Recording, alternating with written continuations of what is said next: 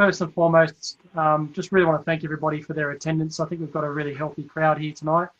I'm really excited about the content tonight, and I'm pretty certain it's going to be a really engaging talk, and we're going to have some really engaging and inspirational stories that we're going to hear from our speakers today. So just really quickly, I'll touch on obviously our speakers today. So we've got Mark Macduffie, Sachi Wickramage, Mark Yettica-Paulson, Liz Skelton, all speaking today. And I'll go into more detailed introductions later. But I just want to sort of talk about we'll just set the scene, set the agenda for today, just so we all know what we're getting ourselves in for. So first and foremost, we'll go through an introduction, which we've sort of started. This is it now. We'll obviously Mark, then we'll move into the talks. Mark and Sachi will share their stories around platforms we're building for Indigenous languages and culture, and making sure we're thriving and maintaining that history, vibrant history, and also talking about making those sorts of journeys in that social enterprise space go global and looking at how we can scale those out. Then Mark and Liz are going to give us some insights into a platform they've built around focusing on deep collaboration and building that out, and allowing people from diverse multicultural backgrounds to come together and collaborate and move forward and work out new ways to lead. So I think there's some really great content there. We will then go into sort of ideation sessions, and so we will go into so we can have a conversation about what we've just heard, and then we'll come back for discussions and Q&A. Just as a sort of rules of engagement, and we do want to try and make this feel as close to a real life event as possible. So we do encourage you guys to speak up, but at the same time, whilst you're not speaking, we do ask that you stay on mute. When we start getting to the point of having dialogue, we do ask that at least call out that you want to have a conversation in the chat first, and we'll just call out and we'll try and help chaperone and call out who's going to sort of come and have a chat.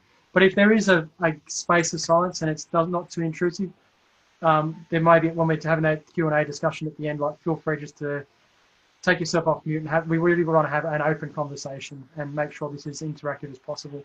We don't want to turn you into zombies. You want to actually have a really good, engaging conversation. So with that, I'm going to hand over to Zoe, who's going to do our acknowledgement of country, and then we'll get into our the rest of our event. Yes, thank you, Lucas. So I'll be doing my welcome of country from where I am, but I'd like to acknowledge the traditional custodians of these lands, the Aboriginal people. And today, where I am is so in Pymble, which is Ku-ring-gai Chase National Park region and the Northern Beaches, and it covers an area that goes from like Terry Hills, Hornsby, Dural to Macquarie, as well as like the Ku-ring-gai area. And this is, I get to show off because this is considered one of the most dense areas and most important areas of Aboriginal heritage sites, and they're meant to have a great level of significance to the Indigenous people. So I pay my respects to the Ku-ring-gai Aboriginal people, who are the traditional custodians of these lands, and pay my respects to the custodians past, present and emerging. I would also love to, if anyone else wants to do a shout out to where they're coming from, please do. Yeah, you can throw that in the chat group. I think, and from my perspective, I'm coming from the Darawal Nation, which is the southern part of Sydney and most of the Wollongong area, sort of down the south coast. So if you're aware of the country that you are from, it'd be worthwhile sharing that in the chat and just providing that awareness to the group. And thank you, Zoe. So on that note, it gives me great pleasure to, well, actually, before I even go into the introductions, I really do want to, we normally always tend to forget the thank yous to our organising committee. So just very quickly, I want to thank Ben, who's our main organiser and lead for the group, Zoe, who we've just heard from, and Kate, who is running the show from a Zoom perspective tonight. And we really appreciate you guys coming together and actually creating a really vibrant community. So we've got a really good, solid audience tonight, and we really hope that you're going to be engaged and inspired by the content we've got tonight. And lastly, we do need to thank our sponsors, ThoughtWorks. They do provide a lot of support for us. Normally, they'd be providing beer and pizza, and the physical venue. They also have given us some access to some great talent at times as well. So yeah, so we look forward to re-engaging in a more physical sense, hopefully early next year. So look, on that note, I really want to take great pleasure in introducing both Mark and Sachi to our community. Now, I've actually met Sachi through Mark, but when I talk about Mark, he, for me, he's actually a really inspirational leader in general. I worked really closely with Mark in my time at CBA before he decided to leave the corporate world and go and do something actually meaningful in life. But he's always been there to mentor so many people along his life journey. So I think he's going to have a lot of lessons to share. And he's been doing some really amazing things with the Living First Language platform and really making an impact on a global scale. Sachi works, he started a startup called I4 Tradies, but in the context of what we're going to see today, he also wears another hat. He's actually a global juror and global jury member on the World Summit Awards. So he's going to talk about how we can take some of these social enterprises and social impacts ideas and social innovation and looking at digital as a way of making a bigger impact. But he's looking for opportunities to really push these great ideas into a global forum. So he's going to talk a lot about networking and how you can build out those networks to try and increase the impact that you might have globally. So now, as I go into this talk, I do want to share one very quick personal story. So, and it's a nice segue into some of the content that Mark will share. So when I talk about my background, I was born in Austria and Vienna. I moved to Australia when I was at a very young age when my parents divorced and my mum remarried. Now, my mum remarried I would say a very chauvinistic and domineering, my stepfather. And I lost an opportunity to learn German at a young age because he basically said, you're not speaking anything but English in my household. Now, in many ways, I've actually regretted that, not learning German as a language. Now, I'm not saying that's the same as what's happened to our Indigenous cultures, because when you think about my perspective, it's actually quite different. When I haven't learnt that language, that's now actually on me not having done that, because I have access to courses, I have access to the language. It's there, it's documented. It's not going to disappear. So I can make a decision at any point in time to pick up that journey. Now, some of the stories that Mark will share will talk about cultures and countries, and this is across the globe where people are losing these languages. There's opportunity for these things to stay vibrant and alive. So on that note, I'm going to hand over to Mark and to Sachi, and I'm really grateful for the work that they're doing to make that opportunity that I have, and I'm privileged to have, available to others. So thank you very much, Mark. Thank you. I might just share my screen if that's okay, Kate or Lucas, whoever's driving. Yep.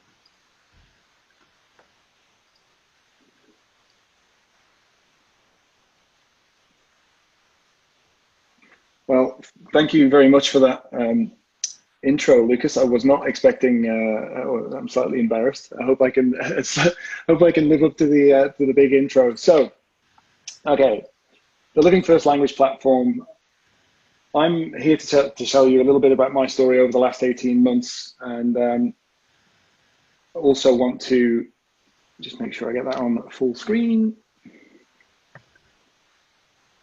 Okay, so Lucas has given me a little bit of my background away, but I'm the Chief Technology Officer of the Living First Language platform.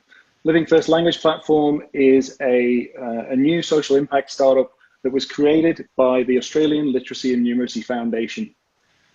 The Australian Literacy and Numeracy Foundation have been working with communities for over 20 years now, helping teach and impact early childhood, adult literacy outcomes across many communities and refugee communities, not just Indigenous. I'm going to go through a little bit of a story of my experience of helping scale that language platform, and I'll talk through a specific case study or new strategy that we've been doing that generates economic opportunities for a community that we've been working with in WA, with language and culture at its core. But first, I'll just give a little bit of a background more on me. I've been working for more than 25 years in primarily technology, strategy, transformation roles in 5 different countries.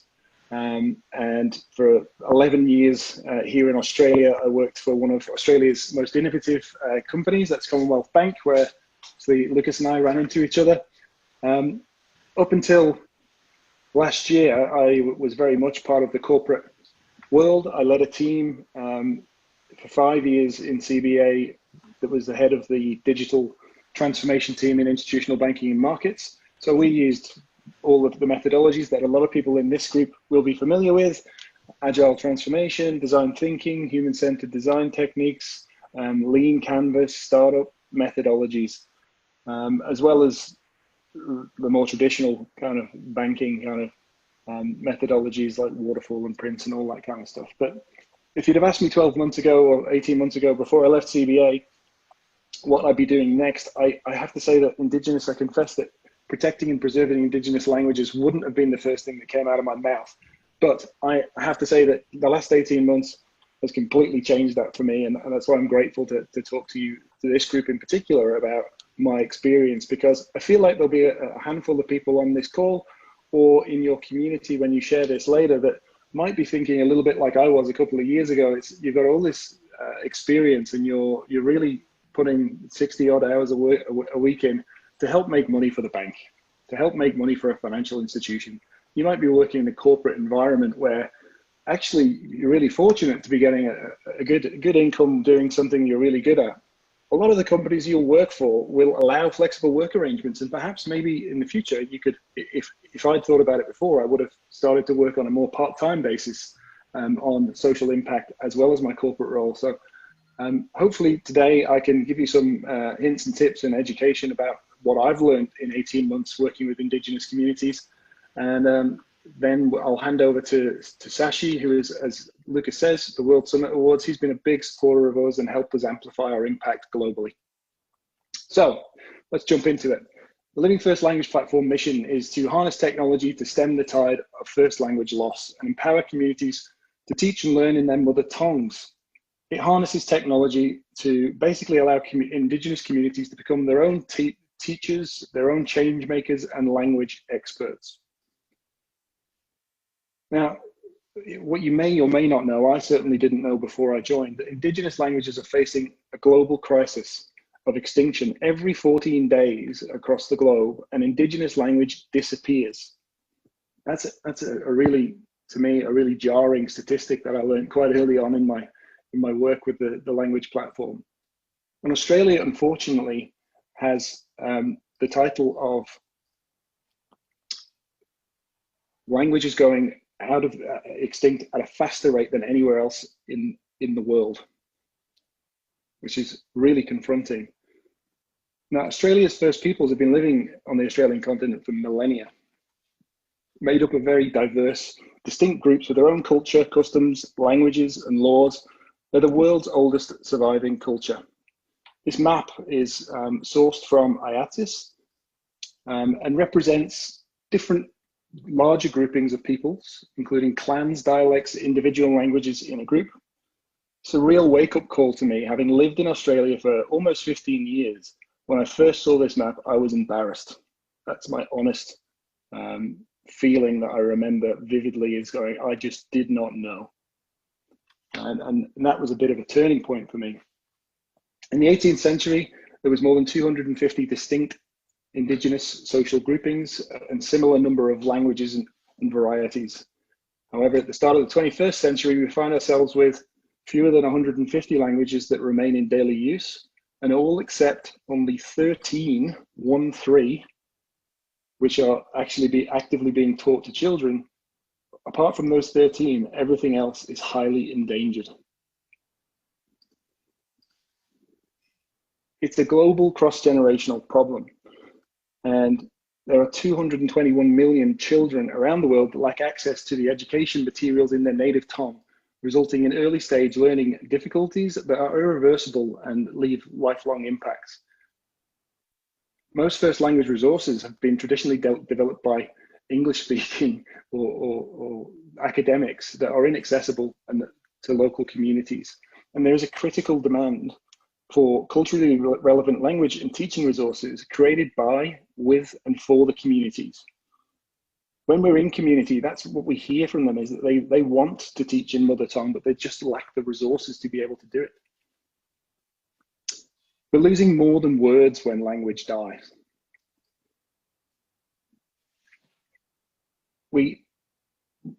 Inadequate language development disconnects identity, it exacerbates inequality, and it stifles cultures and places a low ceiling on their potential for economic development. When we lose our language, we lose our sense of identity and our connection to our world around us. We have looked and worked with different technology solutions, but we believe they're not enough. To successfully embed change in communities, we believe they must be co-created with them, and they must be owned and governed by that community. The majority of the resources that we see available in different technical solutions haven't always been developed in that way. Some have, and that's great, but there's still work to be done, and there's still an opportunity, we believe. That's why we launched the Living First Language platform. It's a globally scalable platform to preserve and revitalize and teach language in Indigenous communities. It's capable of changing the lives of over 370 million Indigenous peoples globally in 90 countries.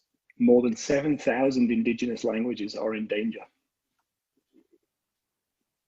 It empowers Indigenous communities to be their own teachers and language experts. It's lightweight design. It's platform agnostic, device agnostic.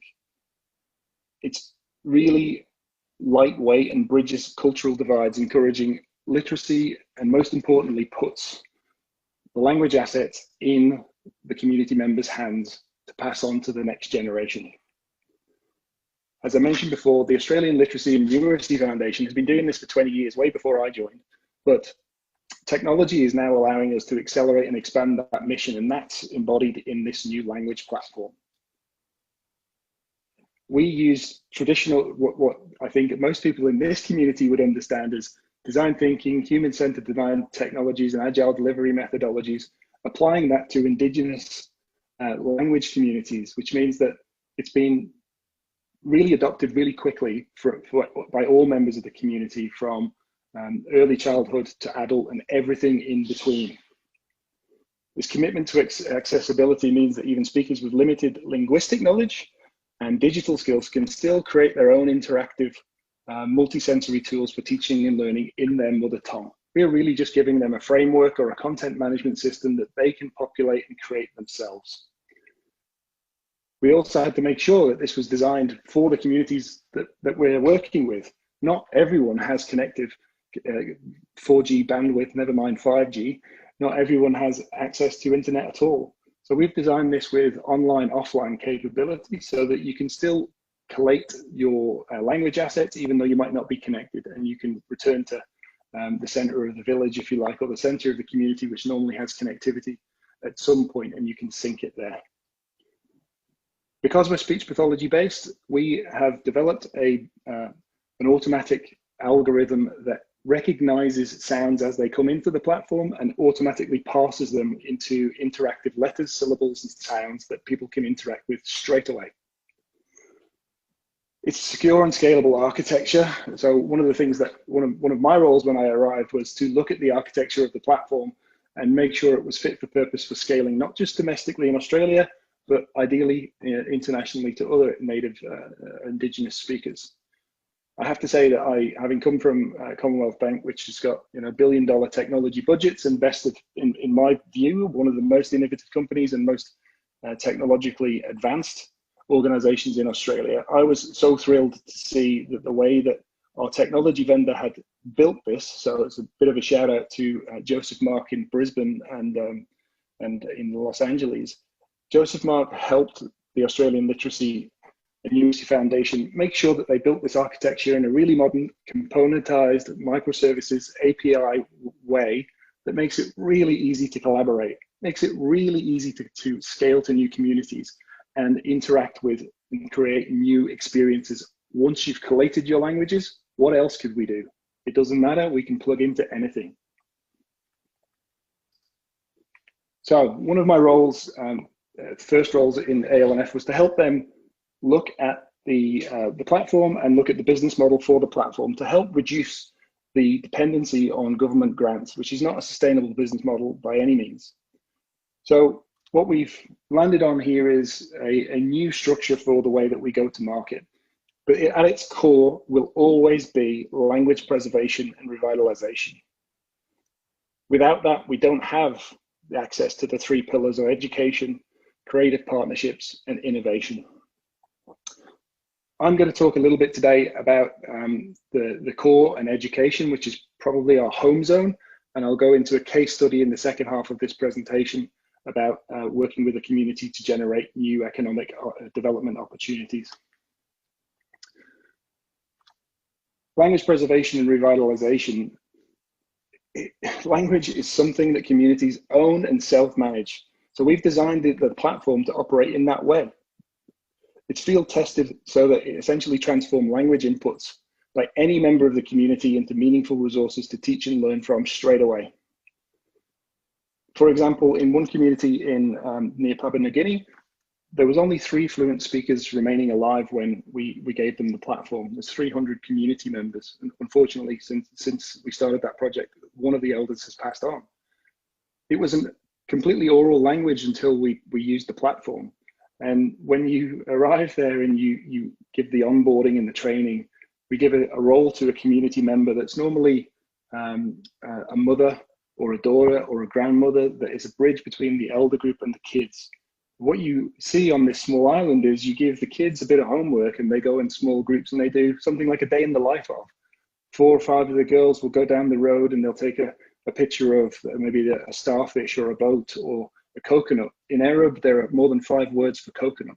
But as they do that and they take the picture of an image is captured on their phone and the English word is captured, they'll go back to their group at night and they'll speak to their elder group and say, what is the Arab word for this? And then they can record the elder capturing that in the authentic enunciation. So from a language that wasn't captured, there's now more than 2,500 words in Arab, and that language is now being almost recategorized, and it's on the trajectory to be taken off the Indigenous endangered list. It's a good example for us of real impact of rebirthing a language when it was almost extinct. As I said before, the ALNF's home zone, if you like, is education. We're speech pathologist and linguist based. What we are saying is one of our pillars, once you have that language asset captured and preserved, you can then create new educational experiences. Our MVP is what we consider a best of breed literacy application for educators and learners alike. It's adaptable for all ages, childhood, early childhood through to adult and everything in between, as I've said before. But what's important for us now is because of our architecture, and once you've captured that language, you can then use our integration layer to plug into downstream applications or existing utilities. For example, we are really pleased to partner with a company called Curious Learning. They are in Boston in the US. They have a self-guided literacy app called Feed the Monster. Feed the Monster was created out of the Syrian war refugee crisis, where kids were often displaced and didn't have access to teachers and educators. And often the ratio of kids to teachers to kids was thousands to 1. So they created this self-guided literacy app. It's now in 40 languages, predominantly across Africa and North Africa. We are about to launch the first Australian language on that platform. But that means that once we've built that bridge once, every time you publish and capture an Australian language or any language on our platform, we can flick a switch and publish it through an API into this self-guided literacy app. Really cool. You can imagine that down the track, we've already started looking at other downstream integration points like Audible, for example. Indigenous communities can capture their stories on our platform and choose whether they might publish it to a broader audience like Audible. The creative partnerships are something that I'm really, really excited and proud about. Think about when you have this language captured, we can engage with other corporate entities as part of their CSR responsibilities. So I'll give you a couple of examples and hopefully will stimulate some thought about what you could do when you've captured a language as well. Or if you think about tourism, we've been working on a number of different tourism examples, and I'll show you one shortly. But think about creating augmented reality or virtual reality stories immersively in mother tongue and sacred ceremonies and replaying that, how that might be. From a transport perspective, if you've ever been to Fiji or Hawaii, you come back for 2 weeks and you're still saying bula or aloha, or maybe it's kia ora in New Zealand. Wouldn't it be great that when you arrive at a capital city in Australia on a long haul flight, remember those before COVID, and in the back of your seat back upright, shouldn't it welcome you in the country's tongue that you've just landed in, and then in English? Financial inclusion is also something that we're talking about to a number of financial institutions like my old employers, about how can we help work with our technology to create financial inclusion opportunities. So with that segueing, I realize I'm running behind time slightly, so I'm going to rapidly go through this. This is a creative partnership that we've been designing, co-creating with a community in WA. We engaged with this community, really forward-thinking group. They want to create a, sorry, I can hear a bit of noise in the background there. I don't know if somebody's not on mute, but this community, really forward-thinking. They want to create an economic development plan for their region for the next 20 years and beyond. But they want language and culture and education to be at the core of it, which is where we came in. My background in digital strategy and design and development, it felt like a traditional strategy engagement. It didn't feel like an Indigenous language capture exercise. It was a full-on 3 months digital strategy with language at its core. We also blended in land management. So taking that traditional knowledge from the rangers and making sure that that's mastered in the right way means that we can surface ranger activity, bushfire, weed management, flora and fauna in mother tongue, means that the bush rangers activities can be experienced by more than just the people doing it. And then on top of this, tourism and growth, which is the main drive of where we ended up. It's really creating an opportunity for all Bunuba people. Bunuba country is in WA. They want to work together, create economic and employment opportunities for current and future generations using tourism.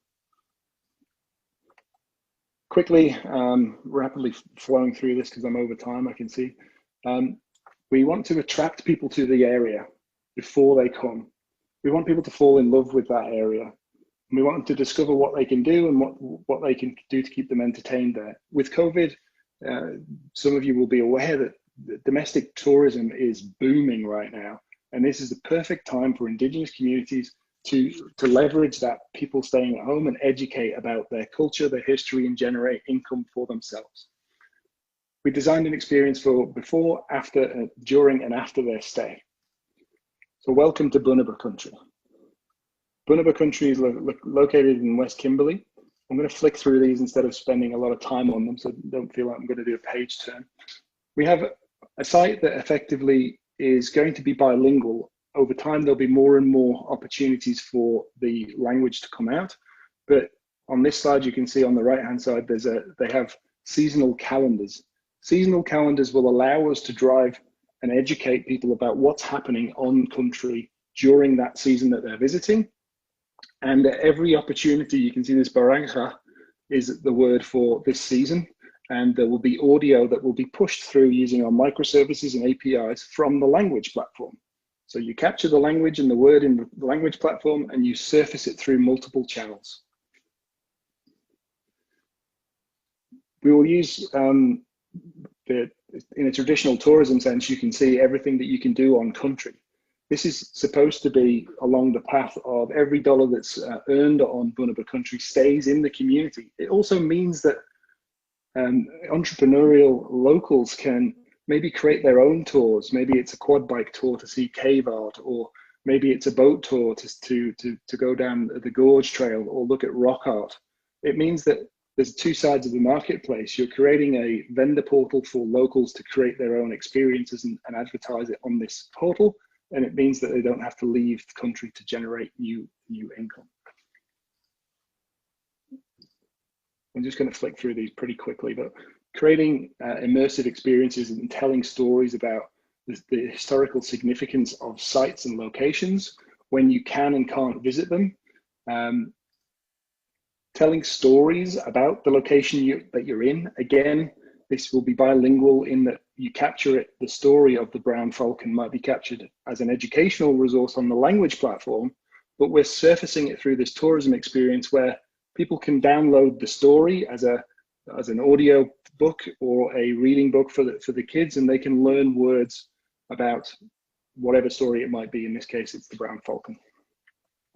Trip planner is here. There will be canned itineraries that suggest if you're a walking trail, or this region is actually really has a really rich biodiversity, flora and fauna. There's lots of bird watchers that come and go to the area. So we're saying here's where it gets interesting. We're now taking migration patterns that the rangers have spotted on country, and that will push back into this experience for bird watchers, saying, you know, the finch is in migration season, and you can go to see them in this place, which will come directly from the bush rangers.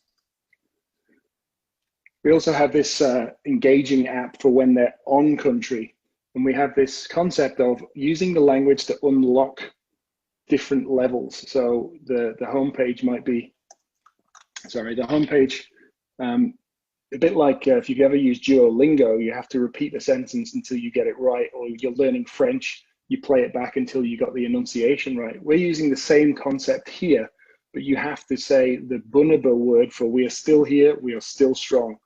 And that unlocks your itinerary, and it unlocks your activity book. So for kids and walkers, there's activities for them to take a picture of the flora and fauna, and it will tell you that this is the bloodwood flower, and it only flowers in season X or winter or summer or wherever it might be. And you get the kids to do a little bit of a treasure trail whilst they're on country. So to wrap up on the home stretch, the Living First Language platform is a social impact organization. It's a SaaS model basically, where we sell mostly to business to B2B and business to government. We encourage corporates and governments to sponsor languages as either part of their CSR initiatives or reconciliation plan. But our open architecture allows other creative opportunities as well. We've been talking to different universities that don't need a specific language, but need access to a language to perhaps train AI engines on speech to text. That's another example of how we can open up the API to provide access, permissioned by the community, obviously, because the community has to drive this. The call to action for you and this group is we're passionate about working with anybody that shares our vision, whether it's a creative partnership or whether your organization or a group wants to sponsor a language. Just as a direct call out, it costs about $55,000 entry per year to sponsor a language. That's not a huge amount of money for corporates. So my ask of you and this group is to try and speak to your organizations to figure out whether their RAP plan includes sponsoring a language, or perhaps you've got a creative idea for generating new income for the communities that have their language, like the tourism experience we just talked about. Finally, I'll talk a little bit about the traction and recognition, because it's a good segue over to one of our biggest supporters and mentor personally for us, Sachi.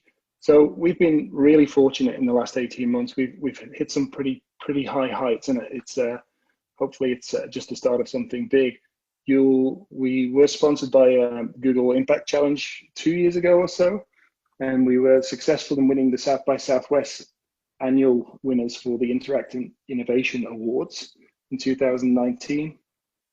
And more recently September last year, we also won MIT Solve category in Boston, and award ceremony was in New York, but we worked with MIT for the last 12 months as a winner.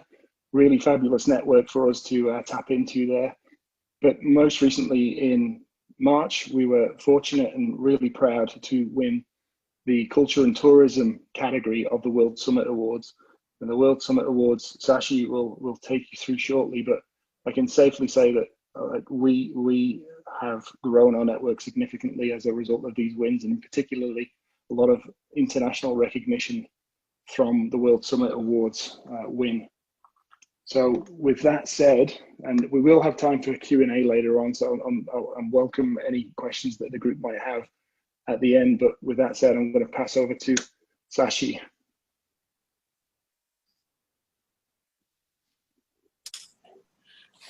All right, thank you very much, Mark. In fact, that was a very powerful and elegant presentation. I'm always getting goosebumps when I'm hearing about Living First Language platform.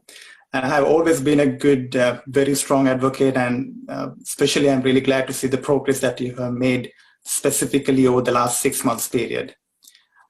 So to pick up from where Mark concluded, the last slide where Mark was showing about the 17 Sustainable Development Goals by the United Nations, as well as the topic for the meetup group today, the Becoming an Entrepreneur with Social Impact. I'm really excited to introduce you to a platform which allows you to achieve the recognition you deserve while allowing you to be connected and collaborate with a network of highly influential global social impact makers. That is the World Summit Awards. So let me share my screen and take you through a couple of slides, and let us dive deep into this, please.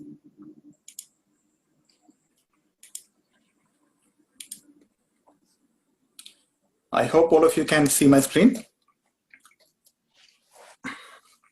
Awesome. So the genesis of World Summit Awards was back in 2003, almost 17 years ago. And WSA is all about being global, digital, and purpose-driven.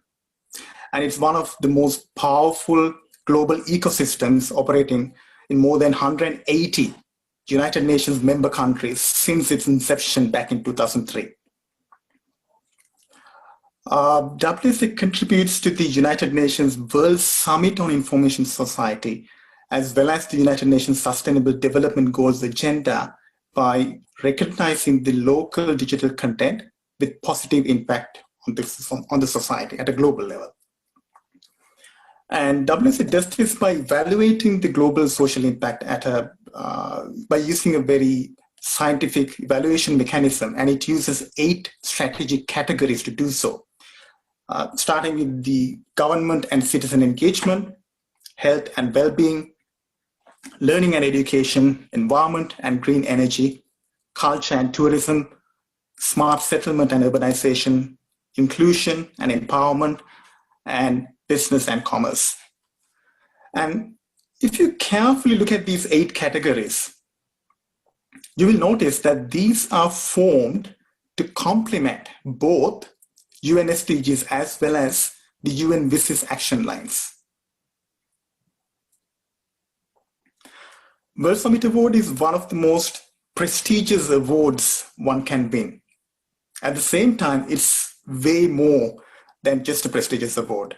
It is actually a global hub for everyone who values the crucial importance of local content to make today's information society more inclusive and more impactful.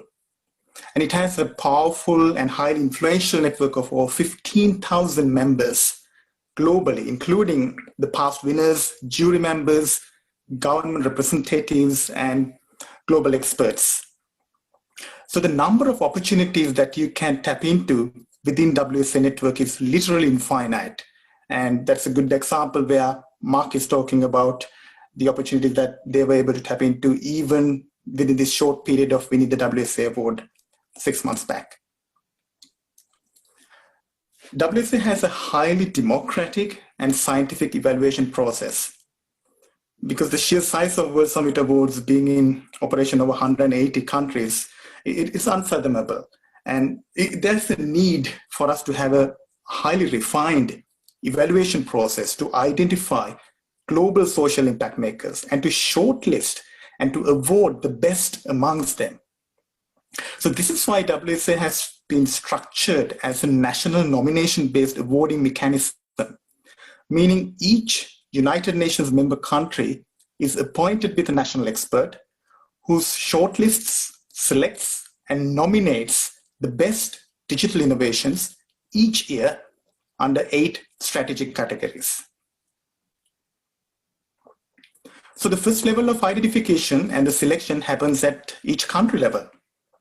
Thereafter, it goes through the WSA online jury, which is a panel of 70 members who are highly diverse, and it's an international panel covering all regions of the world. And they are given a very challenging job, which is to create a short list of 120 applicants representing 20 per category. And you can see the level of filtering that happens here. The probable pool from over 182 UN countries across 8 categories can come close to even 1,500 entries. And the online jury can take forward only 120 out of it. And then this shortlist goes to the WSA second stage, which is the grand jury. And the WSA grand jury consists of 20 members of an elite panel who selects the 40 winners representing 8 strategic categories. These 40 winners are invited to attend the WSA Global Congress. And WSA Global Congress, this is where the real magic happens. And in order to be securing your opportunity to attend the WSA Global Congress, you have to first be a winner. And that itself is a very challenging process. But once you get there, you are in for a big treat. The Global Congress brings together these like-minded problem solvers, inspiring social entrepreneurs from around the globe, and gathers them under one roof to take part in interactive knowledge sharing sessions, smart discussion forums, and highly engaging networking events over a couple of days period. And this is an experience that one can cherish. I myself have been really fortunate to attend several WSA Global Congresses, and every time when I get back home, I bring back a ton of wisdom and inspiration to empower a greater social impact in whatever the capacity that we can do. For inspiring entrepreneurs, this gives perspective, and it allows you to benchmark your social impact at a global scale. And also it gives you a broader viewpoint, and it fuels you to propel forward proactively. As a member of the grand jury, I've been fortunate to come across several amazing examples of social impact made by entrepreneurs from around the globe. In fact, I can take hours by taking dozens of examples, but to save everyone's time, I'm picking 2 today. So if I take Be and Me, which is the first one I have listed, this is a social innovation which came from Montenegro. It was initiated by 2 PhD students. This really inspired me, mainly because of the problem that it tries to solve. You may have heard of this famous quote by Albert Einstein, which says, if the bee disappeared off the face of the earth, man would only have 4 years left to live. In fact, 1/3 of the global food supply is pollinated by bees.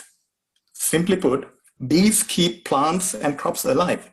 Without bees, humans wouldn't have much to eat, and without bees, these crops wouldn't exist in the first place. And there is this big threat to bees, which is called the colony collapse disorder, CCD. And Be and Me is trying to solve this problem in a very interesting manner. They have come up with an integrated solution which uses both hardware and software to tackle this problem.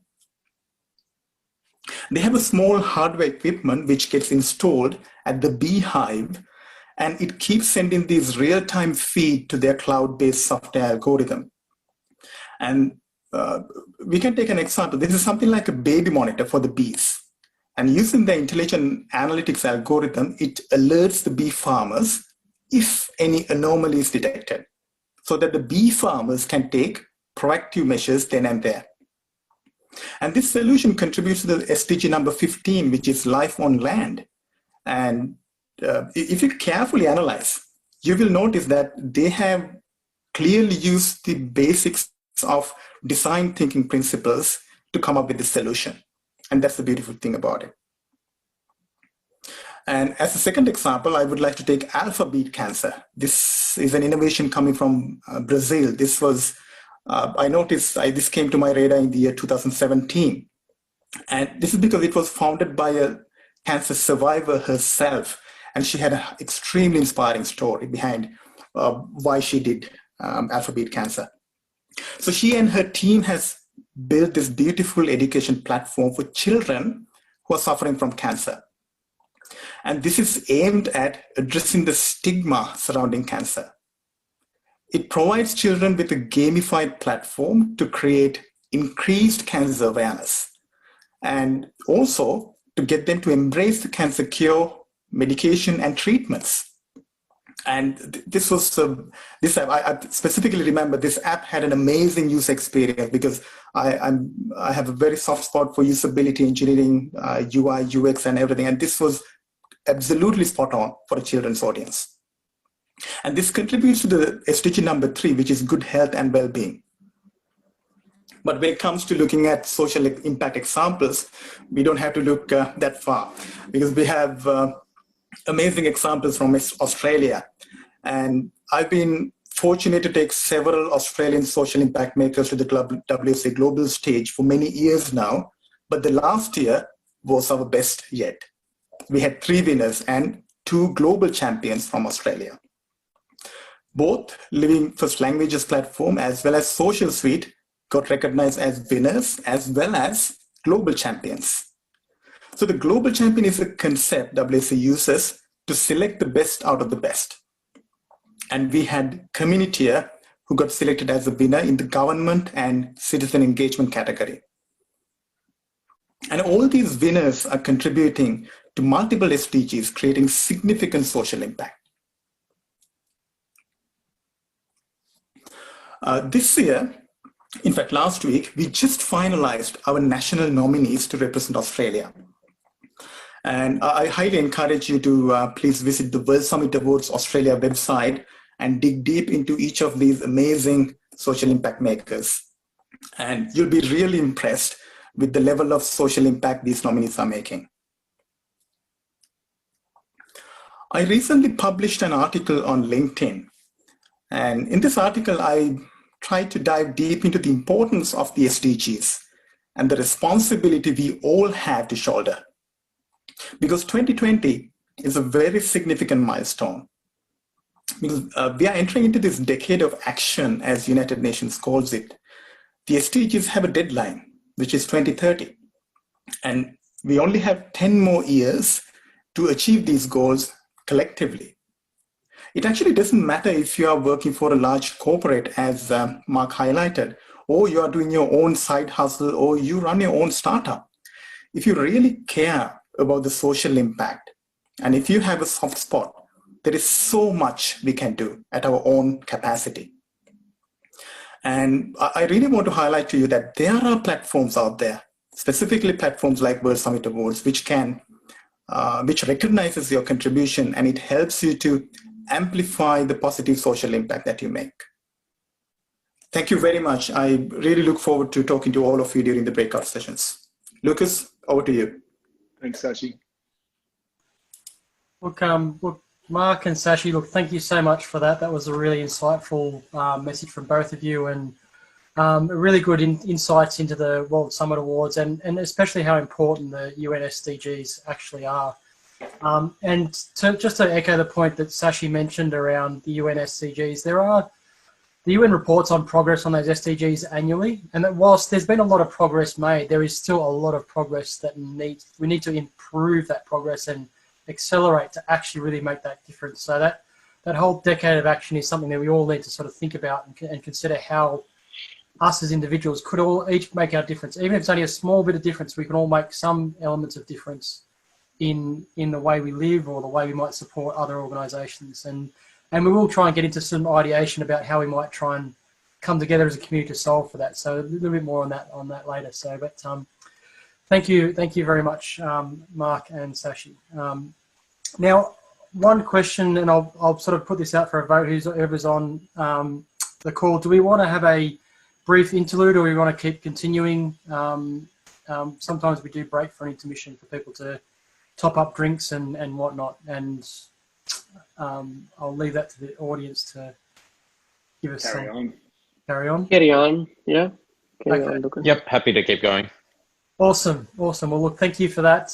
It's always good to have an engaged audience who want to keep ploughing ahead. So, look, our next speakers, and I'll just realize I'm not sharing my screen. I will just bear with me for a quick second. Zoom wants to catch up. There we go. So the next two speakers have basically been working on a platform. Where they're really focused on deep collaboration, and by deep collaboration, they're really focused on collaborating across diverse cultures and diverse people. So it's a really it's going to be really another insightful talk where we see someone building out something that's going to really be making a difference to our society and the cultures that they're supporting. Now, if I introduce the two speakers, we've got they're really highly regarded. Mark is a well-recognised Indigenous leader, and if I was to read his CV about all the leadership roles he plays in those spaces, not just from an Indigenous leader perspective, but also just in a general perspective in the community, we'd be here for another hour at least. I think, Mark, I'll let you give us a bit of an introduction as to who you are when you get into your talk. I think it's going to be a really amazing journey, so I'm really looking forward to what you have to share. Liz is the founder of Collaboration for Impact. She's working together with Mark, and they have been working on this platform, and both are well recognised in the space of social innovation. They're also both recognised authors in this space as well. So they've both, I think Liz has a number of publications and quite well written and quite well read. So again, as we are humble and grateful to have such great talent speaking to us today, and I'll hand over to Mark and to Liz to share their journey about the Collaboration for Impact and their deep collaboration platform. Thank you. Thanks, Lucas. Thanks, Sydney Design Thinking, for having us here. Should we do the stopping of the screen sharing? We'll go to the gallery. Is that all right? So I can see more of the wonderful people who have joined us. So I'm in Brisbane, although I love Sydney. So none of this, state of origin rivalry or anything like that. So we're all good here. Everything's fine. We're all one people together. But it's fantastic for us to join you and to share with you some of our conversations about this deep collaboration. Now, can I just check one thing, Lucas, Ben? How much time will we have? I've got a presentation that takes about 6 hours to deliver. I just wanted to check. About 8 hours should be fine. Look, as long as we've got people that are engaged and having a conversation, I think we want to make sure we get the key messages across. We can turn it into a collaborative session, and if we feel like we're going too slow, we can provide feedback as well. It's about you guys sharing your message and sharing your journey. So, terrific. Yeah, we'll let you drive. That's great. So Liz and I will do a bit of a soft shoe shuffle together. We'll do a bit of a dance show together. So I'll bring the first part of it, and Liz will bring the second part. But we're going to attempt to also do screen sharing. But how about this for the challenges of the digital platforms? Just before when we had just got online, I was like, okay, I'm going to check the website and make sure that all of it's there. And I was like, click, we can't find this website. Click, click, click, click. And then all of a sudden the text messages were in a flurry, and there was maintenance being done on the Collaboration for Impact website and on deep collaboration. So we were almost about to share with you a platform that didn't exist, but we would have asked you to use your imagination. that it was an awesome platform. So I want to acknowledge that I'm on the Quandamooka coast, and as a First Nations person, to acknowledge the country that each of you are calling in from, connecting in from. My mother is from Cherbourg, my dad is from Tweed Heads, so a lot of the southeast Queensland corners where my extended family is, but my traditional countries are further north into Queensland. I want to share with you a bit of a framing story around, and it's a bit of a segue to connect to what Mark and Sachi had shared with us around the language innovation work that was done. And it also highlights what we are seeking to attend to with the deep collaboration work and our partnership, and trying to make this dialogue improve the work of the collaboration between First Nations and other multicultural Australians. So the story is this. Imagine a group of executives from a financial institution in Australia. And we have them in Central Australia in a community as part of their learning about adaptive leadership. And so we introduce them to the context of First Nations leadership challenges, where you actually can't have the cause and effect and the remedy all in a straight line. You can't just make it all happen really quickly and easily. So you actually have to apply the adaptive lens adaptive leadership lens to this work. And there was a question asked of one of the executives to an Aboriginal elder. And the question was, how did you learn about leadership? And the First Nations elder, he sat there, and you would all be familiar with, you get to an uncomfortable silence where it's like, okay, maybe that's a little bit too long. Wait a second. And so people were started to have, to start to shuffle around, because this feels like it's been too long. Maybe this old man didn't understand the question, and so they were just about to ask the question again. And then his response was, when I was a child, my grandfather walked me all around this country and taught me the names of everything, the names of all of these things. And that was his answer. And you could just see the kind of the brains like misfiring in the connections. Like, what? Yeah, he didn't understand what we were asking. We asked you about leadership, not about, do you know the name of the... And we had to actually then walk away from that and break it down later on and say, imagine any executive being able to name everything in their system. Imagine any leader being able to know the name and the relationship and have intimate knowledge with everything within their system. This is the kind of profound leadership that has been passed on generation after generation, but we can miss that. Lost in translation, lost in the different worldviews that we are holding, the different mental models that we are holding around how we work together. That was a profound moment in some of this work that I've been able to do with First Nations and other Australians as we try to collaborate together. And the work that we're doing at Collaboration for Impact and Deep Collaboration is the kind of work that is built on decades of this way of working, of trying to get First Nations and other Australians to have a sufficient shared language to be able to do this work together, to build enough trust to say we can move forward together. So we have been working, as many facilitators have always been working, in that low-tech, face-to-face, in the room, get people to move around the room. There'll be things like butcher's papers and post-it notes and all that sort of stuff. And then you work like that and you know how that operates. And then it's like, actually what we should do is we should build a platform that will support that kind of work.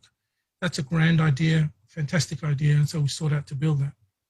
So decades of this kind of face-to-face work, knowing what we've seen, a journey that saw us develop a book called Lost Conversations, which actually highlighted the challenges and opportunities of First Nations and other Australians trying to do their work together, and we sought to find a new way to lead together.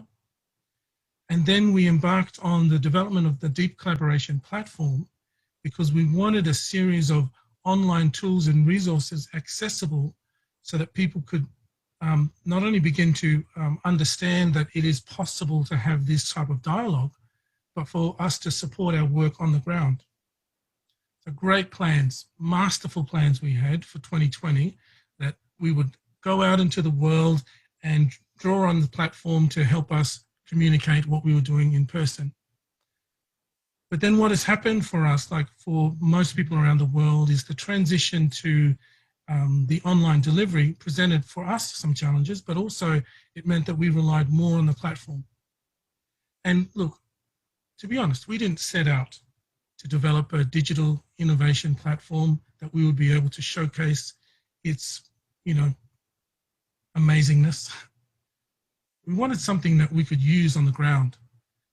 And through some great partnerships and fantastic support from people who know the technical world that many of you operate in, were able to say to us, you could make it this way and do this. And we were here as practitioners saying, that's fantastic because it helps us work on the ground. But what this means for us is that what we saw was the reality that First Nations and other Australians were meeting together with great intention, great sense of zeal and desire to make a way forward, but we would reach a point at which we would go, yeah, I now feel like we're not making progress. So in our work with Lost Conversations in the book development, in the development of the online platform, we discovered or we uncovered that there are skills and competencies that we wanted to highlight. And skills and competencies that many people would see as relevant when you facilitate complex conversations, but they become amplified, and they become amplified because the stakes are higher. People don't want to make mistakes, and people don't want to cause harm when it becomes the First Nations and other multicultural Australians trying to work together. We also saw that it has a strong relationship with the amount of interpersonal work you need to do. I need to understand the perceptions that people have of me. I need to understand the power that I use when I speak in a room. I need to understand the kind of work that for me that I need to do to better work alongside a non-Indigenous person so that we can actually find a way to work that collaborates rather than one of us being dominant and the other one being subservient. On the surface of it, it's like, oh yeah, that should be relatively easy. But anyone who's worked across cultures with First Nations people, you'll see that the challenges are always there. So we sought to address that with this platform.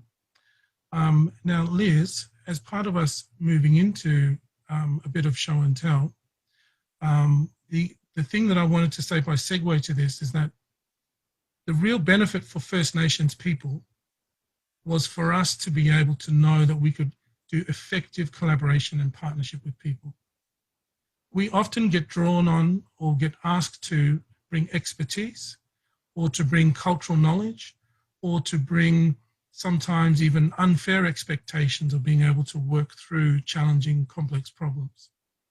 But for us to be in a room and really collaborate alongside our fellow Australians to address these problems, to address these challenges, to seek innovation in ways forward that have been lost to us thus far, we needed to be able to develop the skills to collaborate together. And that's what deep collaboration has been able to do. So Liz, I might pass over to you now while I get the opportunity to share the screen ready. Thanks. Great, thanks, Mark. Hi everyone, I'm on Gadigal land tonight. I'm in Newtown in Sydney, and yeah, I might start in a different place while Mark's pulling that together. So I came to this work through, as you can probably hear, I'm not from Australia originally. I've been here 20 years, so I'm a proud Scozzy now. But I've been working in really looking at the kind of leadership we need to develop to be able to address some of our most gnarly, complex challenges. And so really over the last 15 years, working with a diverse group of corporates, government, communities, who are all looking at how do we challenge some of the big issues. And for me, coming here and then working in the leadership space, what struck me fairly quickly was that probably one of the biggest adaptive challenges we're facing in Australia is the kind of systemic racism and continued marginalization of First Nations people. And what in the leadership work I saw and the organization I was with, we started to notice that any initiatives that we have seem to be kind of doing to or doing for. And at the heart was really, there was very few places where we could come together and figure out how do we come together and find a space to work together across power and across the different assets that we're bringing. And I think that's really been at the heart of deep collaboration, is through the work that with Mark, and there was a group of Indigenous leaders, a group of white facilitators, that we really used ourselves as a case in point of the dynamics that happened with us and the traps we got caught in, the traps I got caught in as a white person, working in social change, thinking I want to do something good here, and inadvertently like making major stuff ups. But our willingness to lean into that, to then talk together about, actually, you know, what we're doing right now is exactly what happens when we go out to communities and we work with other communities. And I'm going, I've seen these patterns before, but nobody talks about it and nobody knows what to do when it happens. So I guess the gold, if you like, that sits underneath the work that we found was, what happens if you create spaces to start to talk about this? And then when you talk about it, what do you do to be able to make progress, to acknowledge that there's dynamics around race and power playing out all the time? And how do we see this as a skill rather than actually, you know, I can do this if I'm racist or not racist or whatever, that we can't even talk about that word here. So that was the kind of idea behind the platform. And really, as Mark said, by getting the skills on the platform, we tried to break down what was a very conceptual practice that really, you know, takes years, actually. We worked together for over 7 years, and we worked with a group over years. We tried to speed that up and accelerate it and break it down into tools and resources, make it accessible, take it out of the language of leadership development speak, and try and kind of break it down into plain English. And I guess you'll be the judge of whether we managed to do that or not. We launched it this year. We worked with Ben, who's here, to look at how do we kind of create this in a way that will reach a range of people and make it open source, enough that for anybody who's trying to work in collaboration across culture, that they've got some tools at the disposal about how do we create spaces? How do we have conversations? And I think particularly what we lent into was, what do we do when we have conflict? And that skill of having conflict when you've got different power dynamics playing out is something that in Australia as a whole, we haven't cracked how to do that. I mean, many countries haven't, but we've got a particular flavor of it here, of how it shows up. So we can go, the heat can go from 0 to 100 really quickly. White people like myself start to look at their shoes and back away and not really know what to do or how to engage, and often let go of the power that we have and not know how to be useful and think, actually, if I say, or if I step up now, I'm going to be getting it wrong. So I guess what we've tried to do is go, we're all going to get it wrong. We all get it wrong in this space because we're learning into the shared space together, but doing that in a way that really acknowledges the need to be aware of how we're using our power. and holding a space to do the adaptive work together. So I might, at this mark, are you right to now? We wanted to just kind of give you a little blast of some of the content on the platform to bring to life what we're saying, and then we can draw out some other themes. Yeah, terrific. Okay, I'm just going to share my screen, share screen 2, and share computer sound. Got to check that one if you don't check that one. Now, hopefully you are seeing the Deep Collaboration homepage, like landing page. Terrific. Like we have been talking about, this was an opportunity to create something where people could interact with the resources, interact with the language. And it's a little bit like that TV show where it's like, you can't ask people that, or can you really ask that question? So a lot of this collaborative work between First Nations and others is still built around, oh, I don't want to say that because I don't want to offend. And you imagine any collaborative effort where you're trying to create some innovation, you're trying to create a sharing of power, a sharing of a way forward, a discovery of a breakthrough. And if you haven't developed sufficient trust with each other, then you're like, oh, I really had a breakthrough there, but I don't want to say it.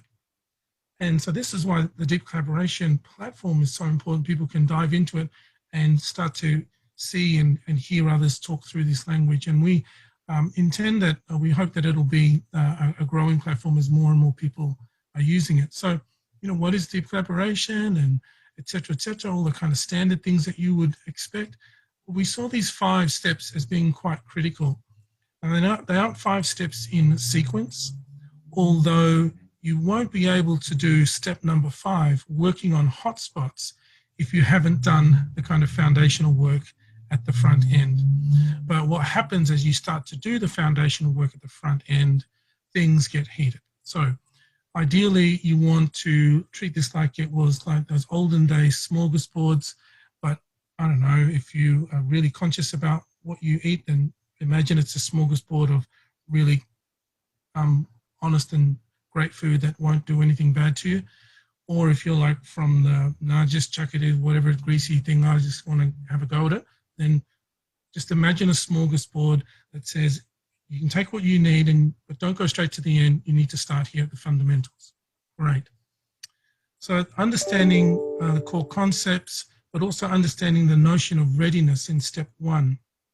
This is really critical because what we uncovered is that people will rush into a collaboration, First Nations and others, and they would, some people would be saying the demand and the need in community is sufficient platform for readiness. And what we discovered is that no, the platform for readiness has to be built amongst the people in the collaboration. Otherwise, we'll become infuriated and challenged with each other as we all bring differences in purpose and intent into the conversation.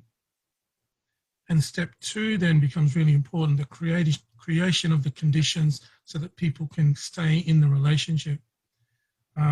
Many times First Nations and others sitting at a collaboration table or a dialogue, and we get to a point where it's like, oh, see, that's why I don't work with you, mob. That's why I don't work with you people. And then we leave. But then we say, I'll see you next month, and we'll come back and we'll go through the same pattern of, yeah, this gets a, so the creating the conditions is about trying to get to a point where it's like, I'm going to stay in the room because we're building more and more trust together. Very quickly then, steps 3, 4, and 5 about reading patterns and working with power dynamics and working on hotspots is a kind of, these are the most kind of jargonistic ways that we want to describe the work that we're doing. But the reading of patterns is actually quite very important because it allows us to see that it is not just me and it is not just this community and this collaboration, that these are systemic things that are happening. So while the deep collaboration work focuses on interpersonal skills development, it is actually designed so that our interpersonal capability helps us to address the systemic stuff that is happening in the country at the moment.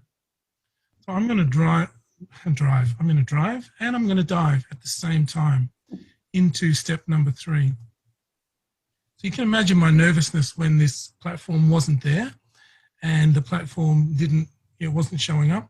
So here we are on reading the patterns, and we tried to provide the opportunity for people to very quickly, as they move through the platform, get an initial kind of piece of information, a snippet of information that would allow them to go, okay, it is all right to get it wrong. Oh, all right, so let's have a look at some of the skills. And there we have Liz talking. I think, Liz, you're going to be featured in the video that I want to show, just to put that out there. Then this was a critical part for us here, where we started to recognize that the patterns that were showing up in our collaborations were patterns that deeply affected our capability to make progress. We saw gatekeepers, we saw fantasy leaders, we saw culture cards, we saw the killer critic, and we saw trenches. Now, you're going to have to go through this platform yourself and really dive into each one of those, but those 5 symptoms play out almost on every time we try to get the collaboration between First Nations and other Australians. And I'm going to play for you, well, there's a couple of ways you can play these videos. You can play them in there, on there, like that, in the small format. But here's something I prepared earlier when Liz was talking, that we're going to play a fantasy leader, which goes for 4 minutes and 4 seconds. And please let me know if the sound is not coming through, or a thumbs up if it does. As someone who's often in this predicament, I think the fantasy role is unhelpful, because you're often fulfilling a role that other people are looking for. The person who I can talk to that's just like me, but looks like them. And often that can be seen as a cheapskate. You know, it's a shortcut to doing good relationships, as opposed to taking the time to show respect and build proper relationships. I think it's unhealthy because you have to become a fount of all knowledge on all things of the people that you supposedly represent. You're in a position where people think the knowledge that you hold and the opinions that you have cover a multitude of diverse groups, and it's not true. It's not real. I think the fantasy leader role is the real cop-out for mainstream systems. That I guess what we tend to do as white people is that we'll have the Indigenous liaison person, or the Indigenous person who will represent everything, and it lets us off the hook. It means that we basically go, well, we've engaged with the right person, and if it doesn't go well, which it inevitably won't, because they can't hold all those multiple views and represent a system in that way, then we can blame them. And so how I've seen that play out in the collaborations that we work with is we'll appoint somebody who is trusted by both the Indigenous community, but also the white community, and put an enormous pressure on them to play this bridging role, and that they have to operate in 2 worlds, as opposed to us do that work on getting bilingual, if you like, and getting good at being fluid and being able to work between 2. And as Grant says, you know, developing the relationship. So I think it's not only unhealthy for the people and the organizations we put in that role, but also inevitably for all of us, because we don't do the work. Absolutely. For the Indigenous population, we learn how to be entrenched. We learn how to talk to a group through a liaison person, as opposed to building the relationships as a collective. And we can become entrenched in our views and entrenched in our aspirations without having to hear the big picture of or share the dreams and aspirations of the other party that's wanting to do partnership with us. And I think it avoids the conflict as well, because inevitably whoever's holding that role will be screening out and filtering all the time about what's okay to feed back, and what do I go back to my mob with, and what do I bring forward to this group with. So the kind of wisdom of the different views, if you like, often isn't coming through. So I guess what I've seen, how I've seen this play out, is in collaborations. People might feel they're making progress because we've got this liaison person who's speaking on behalf of, but then the issues still need to be worked together as a community by everybody, and inevitably we have to go back to that. So it can basically, it means it could take a few years to go down that path, and then we have to go back and do the work anyway. So it doesn't speed it up, it actually makes it longer in the long run. And it just means the person who owns the power and the weight of all that conflict is the fantasy leader in the middle, rather than the two parties working in deeper collaboration together.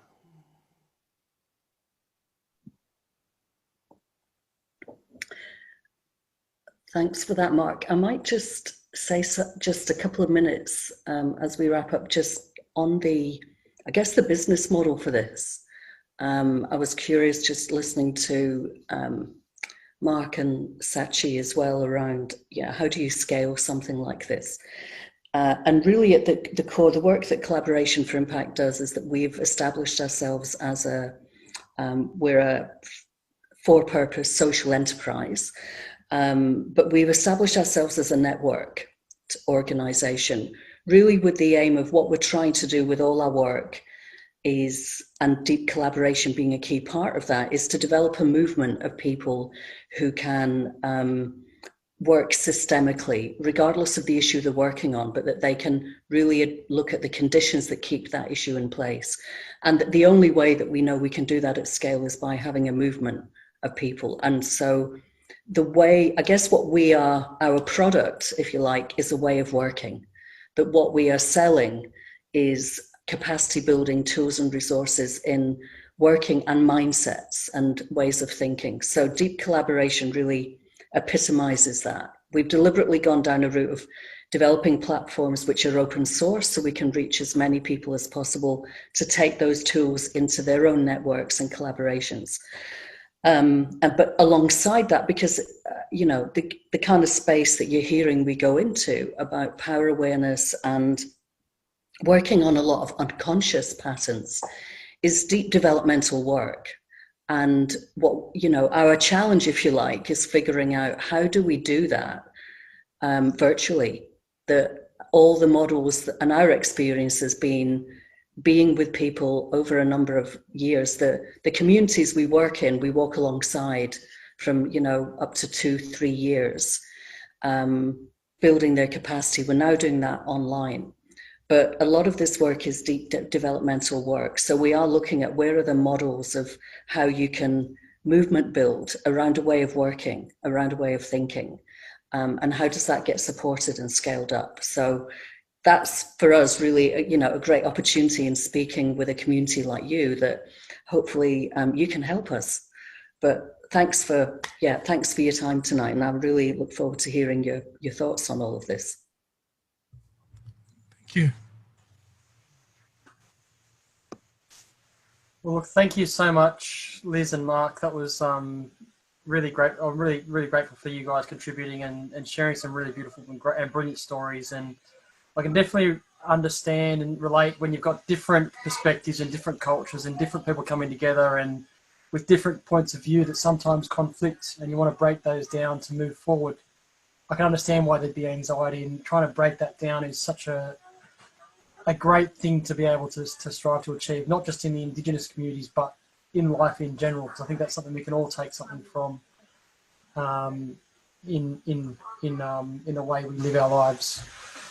So what I want to try and do is, as far as concluding the talks, we'll go into Q&A shortly, but I want to sort of give people a bit of time to digest what we've just heard, break out into a bit of a conversation. So we might just have a 5 or maybe I tend to like doing 7-minute ideation sessions. So, and what we're going to try and get you guys to do to give you a bit of content to mull over and think about. We've given you a few how might we statements that some of the speakers have sort of primed, and that you guys can gravitate towards and think about. And I'll go through those very quickly, and then we'll divvy you up into breakout rooms so you can, again, have a chat with the community, but also see if there's ideas we can come up and come back and have a conversation and share at the end of this. So the first pillar, the first thing to think about, and Mark sort of touched on this, is how do we create opportunities for our community? And you could think about this community, what can we do as a design thinking community with all the skills that we have and we can bring to bear on these social problems? What can we do to support social enterprise and social innovation and actually make a difference? I know there's going to be many ideas about what we can probably do in that space. So let's think about that as a how might we. We obviously need to make progress on the UN SDGs. We all probably have some level of influence in the work that we do, whether it's financial or with our giving some of our time. What can we do to get our organisations, the organisations we work in and work with, to help support the delivery of the UN SDGs?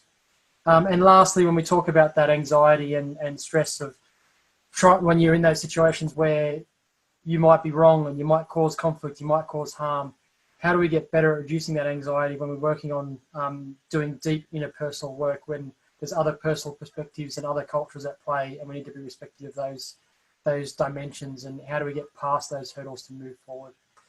So what we'll do now, we'll probably break you out into, I think, 4 people to a room, I think, Kate, and we'll and you can have a chat, and we'll have a bit of a conversation, and I'll hopefully join some of you on one of the rooms, and we'll do that for, actually, given time, we might just make it 5 minutes.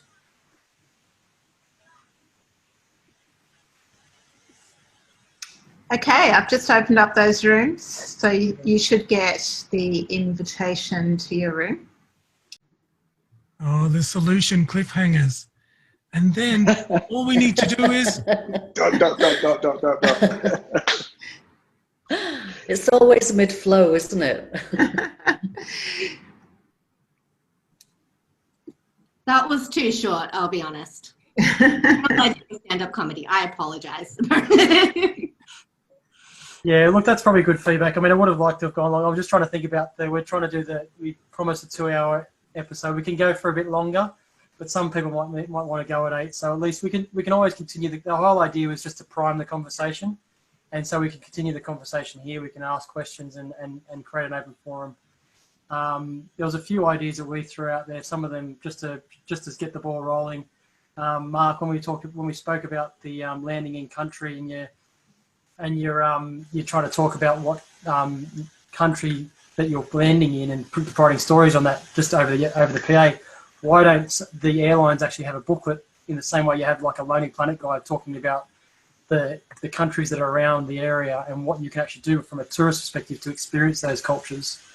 I'd imagine so many local people in Australia, like people like me, would learn so much from that. But you think about the value that international tourists would get from that, and what they might actually then go and do to invest in the Indigenous cultures as a result of that. And and Qantas might not be able to fund $55,000 at the moment, but they might be able to print a booklet at some point in time. Yeah, unfortunately, we'd started the conversation just before COVID, and it sounds like a great idea. Wouldn't that be great? Then COVID hit, and we'll reevaluate that when we have international travellers. Yeah, so let's obviously try to break the ice. Does anyone have any thoughts? What did they find interesting in the conversation that they had? They want to share with the group. Lucas, hi, it's Catherine. Hello, everyone. Just on what you were just saying, that plays very close to what we were talking about in our group about obviously the things we're noticing with the representation. And I noticed that we had our first Indigenous designer getting into award school about a year ago, and I think we've now had a second one. But in 20 years of design recruitment, it's terrible that it's the first time that an Indigenous person has made it into award school. And then with advertising agencies, and I think it's very interesting, now we're seeing a bit of a shift where advertising agencies will have to have a cultural change to bring in and invite more Indigenous people into their business, because they should be doing those campaigns for like Tourism Australia. So I just thought it was an interesting point on the back of what you were just saying, how we're starting to see that, about how that's going to keep growing and how we keep that going. Because you're right, I think if they had more representation, then you would have that in campaigns, and we would have that as travellers, which would be fantastic. Yeah, no, definitely agree. Just anybody else want to share a story or share an idea with some of our speakers? We're all here to solve the world's problems. I'm happy to throw one in. I've said this to Lucas before. I've been part of this design thinking group for many years now, since there was, I think, less than 50 people in it, or less than 60 anyway. It was not this many people. What I said to Lucas is that there is now a huge membership, as I would call a design and innovation muscle, that should be on tap to social impact charities. You guys can coordinate, you know, designers, product managers, probably architects, agencies, like social media strategy. You've got such a diverse group of people. I personally feel that the design thinking community could set themselves up as a virtual consultancy agency that helps social impact, or particularly, if you align it to your second question, social impact organizations that are aligned to SDGs, you guys help. And it's interesting when if you think about what Sachi's doing and trying to identify those social innovation startups and those digital solutions that may have something to start with, or that he's looking at those ones that are not quite there yet. We could have a platform of, here's the people who need the help, here's the people who can provide help. And maybe there's something we can definitely do there. Be curious to know if there's maybe a thumbs up for the people on the camera if that's something we think is a good idea, if they'd want to be involved. Yeah, there's a fair few there. Peer pressure is always great. Yeah, so who else? Does anyone? And on that note too, around the ideation, and not just the ideation, I'm also keen to take questions. And if you want to ask any questions of our speakers, I might. And I know. So maybe I'll take any more ideas if there's any more ideas out there, and then we'll flick into a sort of a Q&A and a panel sort of conversation as we sort of close out the event. I want to put something forward from an ideas, I don't know, explore the terrain of where this would go. Because I think one of our challenges is the seduction to go to polarizing positions. You are for this or against this. And we see this play out, you know, in 2020 all over the place. But it also plays itself out in the relationship with First Nations. Are you for that, against that? You know, so there's a seduction to the polarizing, and yet for us to achieve SDG, the Sustainable Development Goals, in 10 years of action, like the decade of action, Sachi, that's where we're headed, eh? But to do that, we're actually going to need solutions that have to move beyond the polarizing. We can't afford to say, well, the only way we'll achieve those goals is if you just do my way, and I've got the best idea and it's going to get stuck here. The other ones are like, this is a pretty good idea.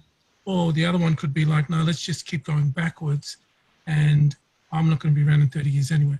So the point I'm making is that the work we're doing with collaboration is to try and find not just third way thinking, but hybrid models that are pragmatic and practical, and hybrid models that are innovation, like the next horizon of we've got to go there. It means it's not my culture, not my knowledge system, and it's not yours, but it's actually one that's emergent for all of us.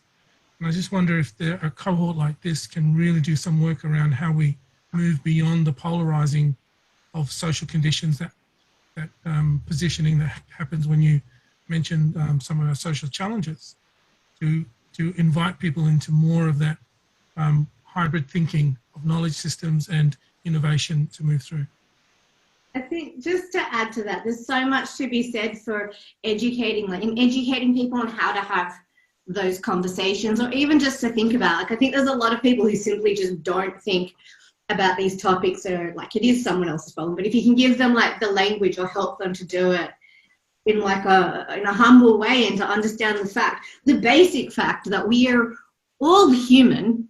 We're going to make mistakes, and like, that's okay, but like, let's all come to the table and have that like conversation. But there's so much, you know, about that's embedded in the language that we use. And, you know, you think about it, like like Sydney University offers courses in conflict resolution. So we're not even like talking, well, like with ourselves. So to get rid of that dynamics, or that push and pull, those binaries of extreme sort of thoughts, are you for or against, and working out that middle ground, you know, I feel like Australia honestly kind of needs to be dragged kicking and screaming the rest of the way into having like the full-blown conversation and what that means. Zoe, I wonder, just to build on that, I wonder if one of the opportunities for a community like this is how to actually bring the questions in around what does this issue or this challenge look like from the perspective of First Nations people. And I mean, the kind of link I'm making there is, so a lot of the work we do is in geographical locations, rural, regional parts of the country, who are looking at, you know, some of the challenges facing there, and say it's something on very linked to the SDGs around poverty, inclusion, whatever. And it could be, you know, I've worked with communities that are predominantly white communities, people from different backgrounds, who, with no obvious Indigenous community representation there. And whenever I've asked, so, and they, you know, they're looking at issues around education, or they're looking at issues around unemployment, and even just asking the question of, and so how does this link with First Nations people in this area? And usually the response has been, oh, well, it doesn't. They're not involved because they haven't come along to the meetings, or we haven't asked them, or arranged things. It's actually just not on the horizon sometimes. So I think, you know, particularly around design thinking, which is putting the end users really at the heart of that and engaging them, just to help broaden people's perspective of who is the population that they're serving. That we're in Australia, so there is always a link to the First Nations people. There is always, and it's usually invisible, but that really then could open up and invite a whole load of research when people look into, actually, there's a whole load of history here connected to this place that comes from First Nations people that we didn't even think of because it's not in our lens or our radar. So to me, it's the questions we ask. I think there's a great opportunity to just be constantly asking that and going, oh, what would it look like from First Nations perspective, or a different perspective other than a mainstream perspective, which is what we tend to do. So exactly, and I do like, and like to keep building, like, right, like there's this weird like dynamics where it's like, you know, where, and like there's this point, like you get to a focus group or something, and you're like, so where are the Indigenous? Like, this is a weird question to be asking. Like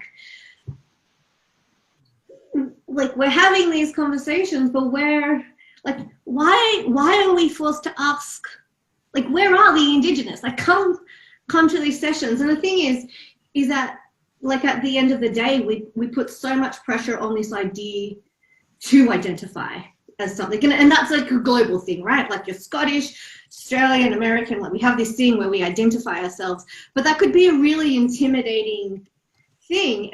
And like, I know, like, I've got other like friends, particularly in research and particularly in heritage, and like they, you know, and like, I'm an anthropologist, and I'm going to have to apologize here because, you know, like, I know a lot of some of the really nasty stuff that has been done to the Indigenous population was done and designed, like the stolen generation and the half-caste system, like that was done and designed by anthropologists. So, and it's funny because, well, it's not funny, it's funny in the bad sense, because it's like, you know, you've got like local councils and so on who are like, oh, you know, we can't find or we can't talk to them. And it's like, yeah, because you're sending these people who do have these titles, who aren't coming across in that friendly, in that more humble like way, because anytime they hear anthropologists or historian, they go, you're going to portray us negatively, or you're going to do another half-caste system on us. And to be fair, that's how they were treated in the past. That's horrific. It's an interesting dynamic, because I think for me, and I sort of think about this when you talk about coaching and growth, you can always reflect on the past but you always have to work with what the now is. So respect what has happened, but how do we now move forward together, understanding what has happened? Because sometimes reflecting on the past, and that sometimes leads to us pointing fingers at each other and not coming to the table and working together. And you see the same thing with two different dynamics, two different spectrums, but also with people individually, not they blame themselves for something that's happened in the past when it's all in their control to make it better from here moving forwards. Fortunately, a lot of this stuff isn't in the past, though. Oh, we're still doing a lot of it now, and it's still very structural and systemic, and there's a lot of work to be done. And it's something I'm really curious about, especially Mark and Liz and the others working in community. A lot of the narrative tends to be from a place of pain and the negative. How does that play out in the conversations and the collaboration? How do we move forward and look forward, but can we do that without thinking about what's already happened and that other context? What sort of things do you experience in community? Look, this is an ever-present reality for us, a challenge for us. We've all inherited what Australia has been through up until 2020. None of us personally were the architect, instigator, or clever influencer that made it all happen, but we all have this as our inheritance. And it does put us in this pivot point in history around how will we seek to carry that memory with us. I could carry it in a way that continues to use me to self-declare my oppressed and suppressed status, or I could use it in a way to say, oh, that was the past, I'm just going to forget about it. What challenges me is that most Australians, a lot of Australians, quite surprisingly go, I don't know this, I never knew this, I wasn't taught this. And this is despite us having it as a cross-curriculum priority within our schooling system, as we've had for a number of years now. So we could have had a generation grown up in Australia graduating year 12 now, or God bless them for however they're going to graduate year 12 this year, but we could have had a generation growing up going, I've got a much better understanding about my identity as Australian and my relationship with First Peoples. But we don't have that, and so we're still going to have to build that. And I think rather than us trying to figure out, so how do we carry the history, we just take it as granted. I've inherited the story, you've inherited the story. What are we going to do now? We've got a decade of action. Let's claim it and do something different so that our story in 2030 is not a story of, oh, I didn't know, I wasn't sure. Our story in 2030 is one where we're like, yeah, we've been able to sustain some languages. We've been able to perhaps even grow some languages. And a lot more Australians, 20 million Australians can now greet each other in the language of the local people. Imagine that as a imagery of 10 years' time. And it is possible if we don't allow ourselves to be shackled by the tough reality of our past. Yeah, I just felt like I did a bit of preaching there. Sorry about that. No, that was very well put, and I think a lot of that talks about the empathy you get from hearing the stories and actually feeling what has happened, and using that to create a common bond that we can then collectively move forward and hopefully move forward away from the prejudice that has happened and away from the prejudice that probably is still happening, and really trying to work ways to push that aside and move forward collectively and collaboratively. So that was very beautifully put, Mark. And it's on us. It's on us all to take responsibility and call it out, like racism out generally, and then speak up for those, Indigenous peoples and be like, no, well, where is their representation? Where is their language? Where is all of that support and structure for them? And, I've certainly worked time and time again, and people have been like, stolen generation didn't happen. And it's like, it's so well documented. We documented that really well. We can't say that didn't happen. We were proud. Like, that's awful. I think, oh, sorry, no, continue. No, go ahead. No, I love hearing all the all the stories and the examples and the ideas. And the only two things I was just going to contribute quickly was how we as kind of designers, or you know, it doesn't matter if you're not a designer, can help with you know, making sure that we're being conscious of who we're designing for. Is you know, let's say just having a simple checklist, like when I was doing a project for social housing, or for Vinnie's, for example, you know, thinking about not just culturally and linguistically diverse, not about just accessibility, people with accessibility challenges, but Indigenous as well.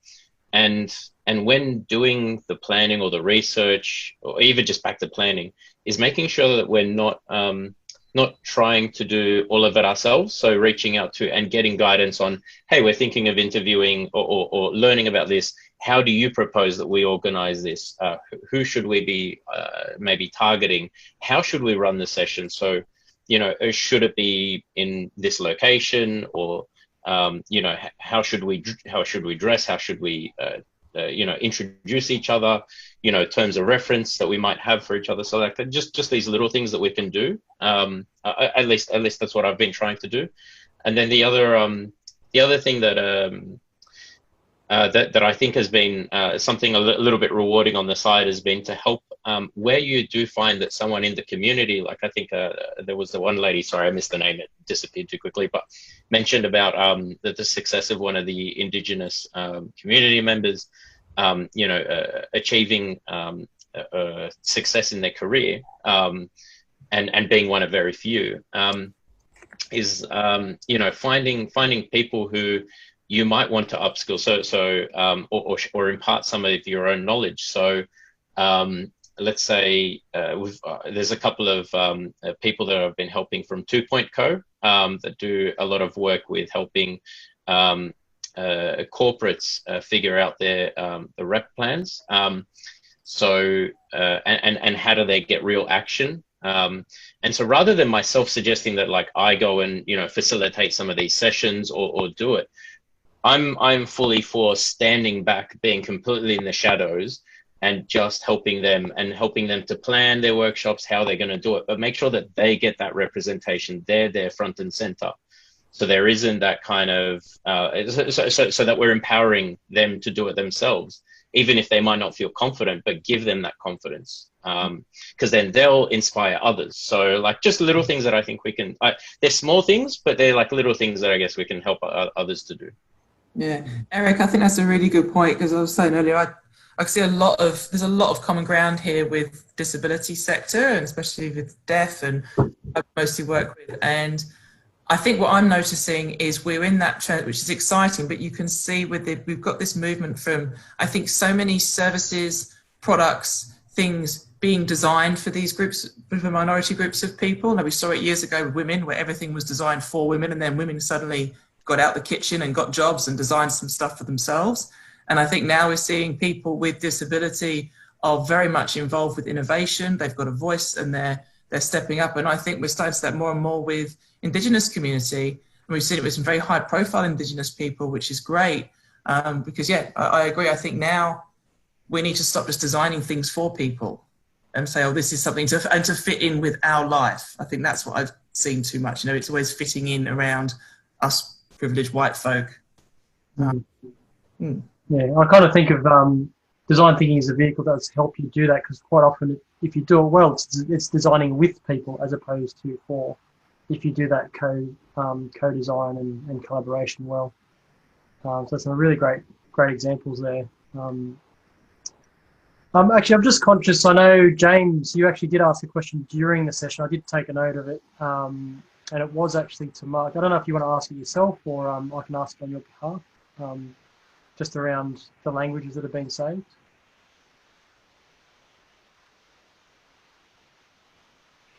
Just that there's so much to learn about the languages, so much that's being lost, and every year someone else dies, and with them dies part of those languages that we want to try and preserve. It really needs to be more widespread, at least trying to record as much as we can before we lose more.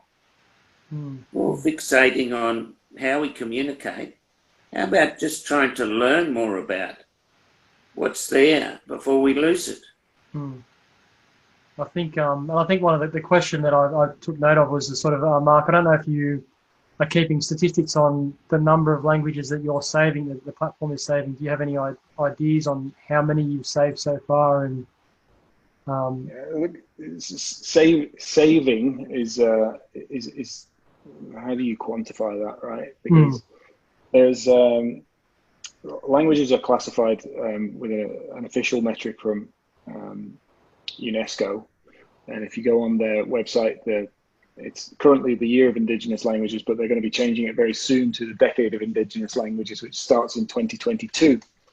And they'll be putting out a framework, but they classify languages as endangered. And it's kind of a hard one to say because the number of speakers needs to be more than 1,000. Well, in the one community that I referenced in Arab Island, there's only 300 inhabitants or people living on that island. So that will still look as endangered when you apply the blunt instrument of the UNESCO framework. But from our perspective, that was an oral language that was only in 3 elders. It was only spoken by 3 elders, and they had parchment and they had materials, but it was never written down. So now taking that from using the community members and having the kids speak to the elder group and have them interactively record their voice creates a dictionary of now 2,500 words, which doesn't sound a lot, but it's a great deal more than was captured before. With the audio, the picture, so a picture of a coconut, the translation, the different dialects of the same word, the pronunciation in authentic elder mother tongue, not from a linguist or not from a white academic, from the actual elder group, so that we can make sure it is pronounced exactly, authentically the right way. And then the smarts of the system allows us to say, algorithmically pass that and say, this is the sound for a, and it's built that way. From a number of languages that we're working with, saving sounds so grandiose in my opinion. We are capturing now 8 languages on the system, but we've been working as a literacy foundation with more than 40 communities on different projects. We actually do Cert 4 in education in mother tongue, and also Khalil, a coded adult literacy Indigenous language. So we do that as well. That doesn't necessarily mean that that is on the platform. So the ideal view from our perspective is that all of those languages, as many as possible, can be put on the platform and moved forward. There are other organizations capturing languages. So we've gone from, in the 18 months I've been working, we've gone from 3 to 8, and we've got another 9 under negotiation. We're actually drafting the contracts, 5 in WA, 1 in Colombia, 1 in Canada, and we're also talking to the Panamanian government as well. So the platform that we see now is able to scale for other use cases. And James's point is bang on, right? We're encouraging communities that can't quite afford or can't afford themselves to fund a language to record as aggressively as possible, because hopefully in short term, in the medium to longer term, we'll be able to develop the technology to retrospectively rebirth those recordings. So if you capture the language and you have a recording, you can, let's dream for a second, use AI to retrospectively listen to audio recordings. But that's incredibly sensitive as well, right? So, the warnings that need to be embedded in our platform about elders who have passed is really important. But we're in the race against time. That's so fascinating, because they're doing that with like Egyptian hieroglyphs, like at the moment, which means if we actually have living samples, then surely that process has got to be easier. Easier, but still incredibly difficult.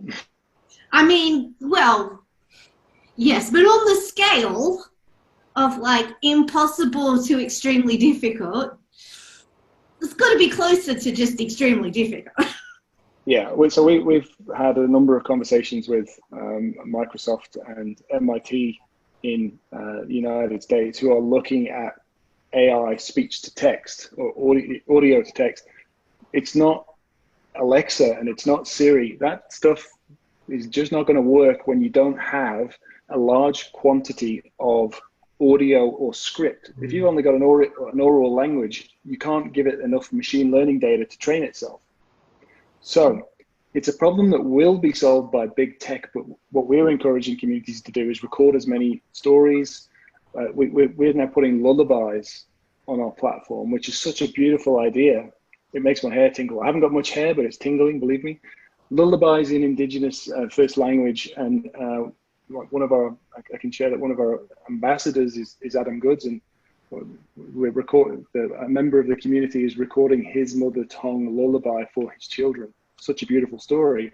So we're encouraging as much audio as possible, and you can capture that on our platform.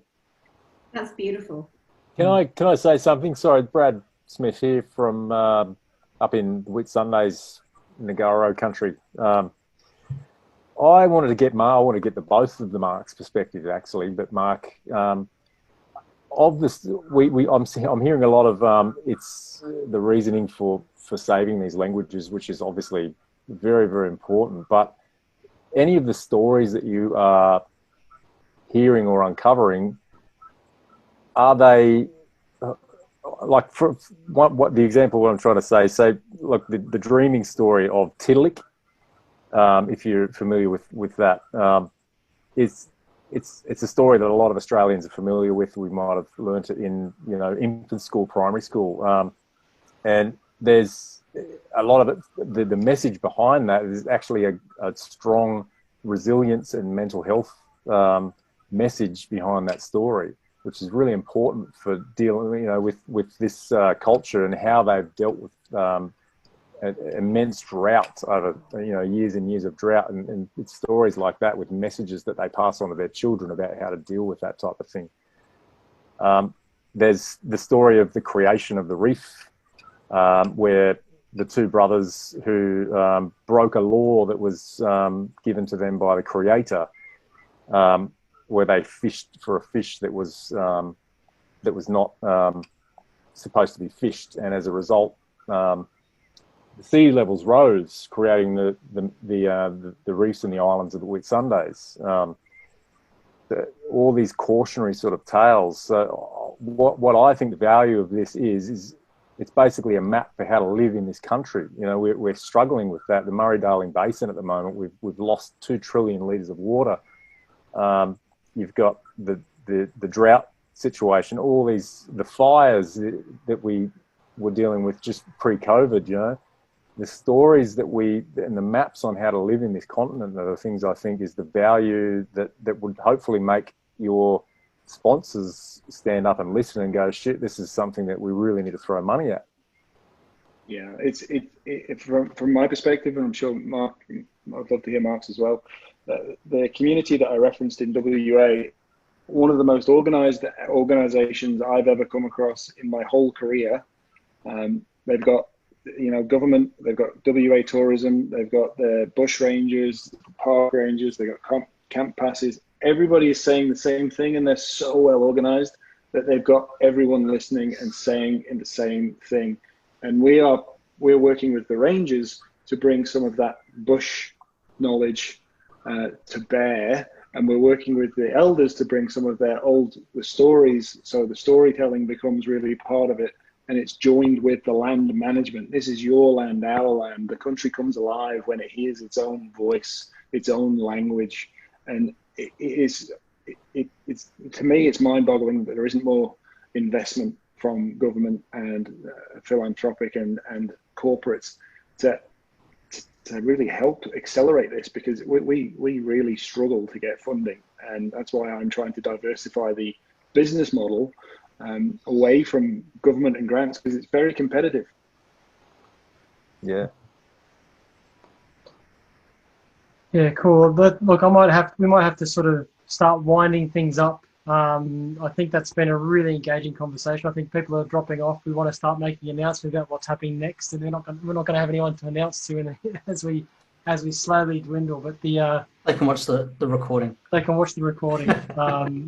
But look, it's been a really great conversation. I think I need to thank the speakers again. I think it's been, and as always, I think we also then need to thank the community, particularly when we have conversations like this at the end of a session, and where everyone's engaged, everyone's really contributing, coming up with ideas, and even having some conflict in some of the conversation, and it's been really engaging. So look, I thank you for being active members of the community, and yeah, look, hopefully we want to really thank our speakers again. And moving forward, I'll do a very quick handover to Ben, who wants to make one very quick announcement to the few here that are remaining. One quick one, especially because we're talking sort of on the topic of social impact and social enterprise. Hopefully a bunch of you know about the Social Enterprise Council of New South Wales and ACT, which we've started over the last few months.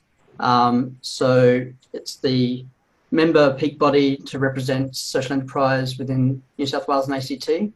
Obviously, build the ecosystem is a key focus, build those connections, build more public awareness of social enterprise, and then also advocate to governments on policy around social enterprise and social procurement and support for the ecosystem in general.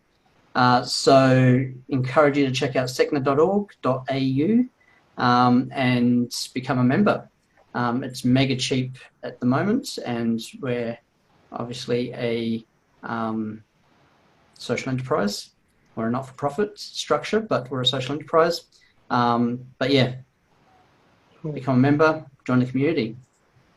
Awesome. And if you don't happen to be in New South Wales and ACT, there's equivalent bodies in pretty much all the other states and territories now. So QSEC up in Queensland, SENVIC in Victoria, SARSEC in SA, WASEC in Western Australia, Impact North and NT, Tassie's on its way up. And then we also have ASENA, which is an alliance of all of those state and territory-based bodies that sort of bring together the national view of things from a social enterprise perspective. So check it out if you haven't already, and we'll no doubt chat more about it.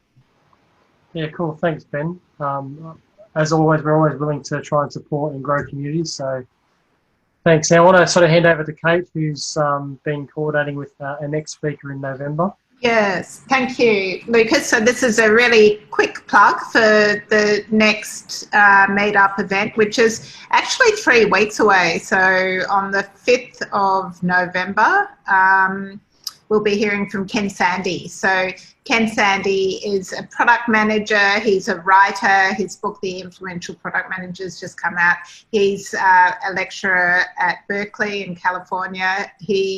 I think he got stuck in Australia because of COVID, and so we're lucky to actually be able to get him to speak to us in our time zone. So yeah, please join us in 3 weeks' time, and he'll be talking about having influence and being able to bring together your colleagues, business partners, technologists, and bringing them together to be able to deliver products and services to customers. So yeah, so that's on the 5th of November. Yeah, awesome. As always looking forward to the next meetup. So we'll get all those details published, and we'll get we'll open up the meetup for people to RSVP. But look, thank you so much to everybody for jumping on board. Thank you to Mark and Sachi and Mark and Liz for all your contributions and really driving some really engaging content and inspiring content, because we had some really great conversation. And always thanks to everyone who's jumped on the call tonight and really contributed to what was a great meetup in my mind. So I hope you guys all enjoyed it as well, and we look forward to seeing you in 3 weeks' time. Thanks, folks. Awesome. Thanks, everyone. See you then. See you soon. Bye.